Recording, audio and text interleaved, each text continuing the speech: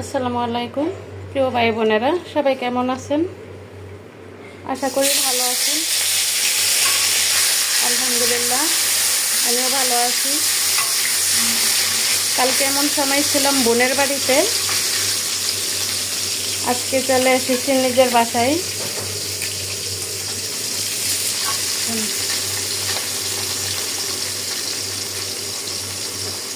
এগুলো বিলের পাঁচমিশালি মাছ, এর সাথে একটা আলু দিলাম।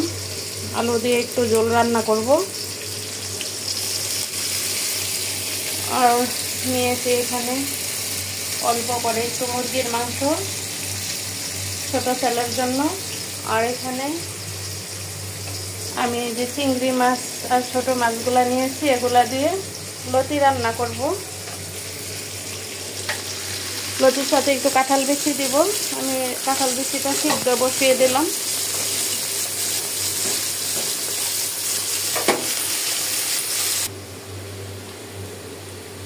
মহিলাদের কাজের কোনো শেষ নাই।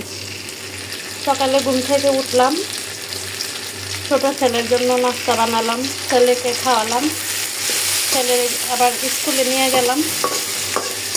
স্কুলে থেকে আইসা আবার নাস্তা বানায় হাজব্যান্ডকে খাওয়াইয়া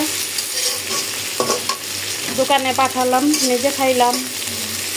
তারপর দেখুন এই লতি নিয়ে এসেছিলাম, একদম চিকন চিকন লতি। এগুলা কাটতে কত সময় লাগে সবাই তো জানেন। বসে গেলাম নাস্তা খাওয়ার পরে লতি কাটতে। লতি কাটতে কাটতে 11টা বাজলো।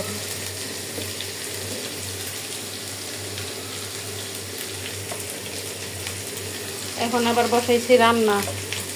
রান্না শেষ হলে আবার ছোট ছেলেকে আনতে যাইতে হবে। কাজ করতে করতে করতে করতে শ্বাস ফেলাইতে পারি না। তাও অনেক পুরুষ মানুষে বলে, কি কাজ করো বাসায়, কি কাজ করো।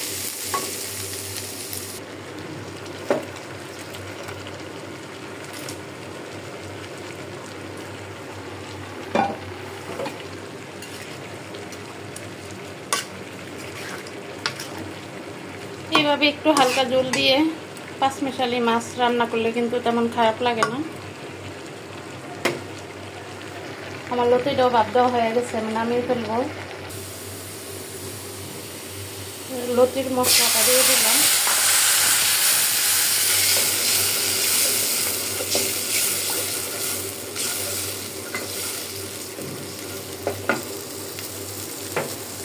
এদিকে আমার মাছ তরকারিটাও হয়ে যাচ্ছে।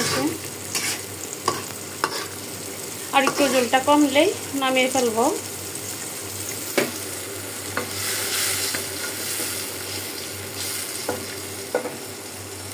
এখন আমি চিংড়ি মাছটা দিয়ে দেই।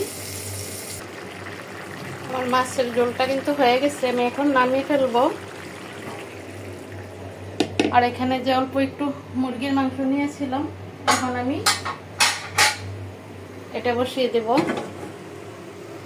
আর এদিকে লতি তরকারিটা বসাই দিলাম। মাছটা একটু কষানি হলেই আমি লতি দিয়ে দিব।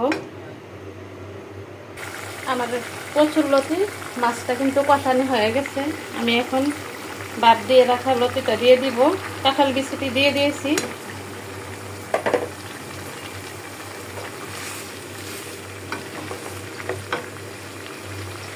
আর এদিকে মাছ তরকারিটাও হয়ে গেছে। আমি অল্প করে দিয়ে একটু মুরগি রান্না করতেছি। আমার মুরগিটাও দেখেন প্রায় হয়ে গেছে, মুরগির তরকারিটা। এখন আমি নিভিয়ে ফেলবো চুলা। আর এদিকে আমার কচুর লতিও হয়ে গেছে। আর এখানে রান্না করেছি পাঁচমিশালি ছোট মাছ, একটা আলু দিয়ে ঝোল। আজকের মতো রান্না এখানেই শেষ। সবাই ভালো থাকবেন। আসসালামু আলাইকুম।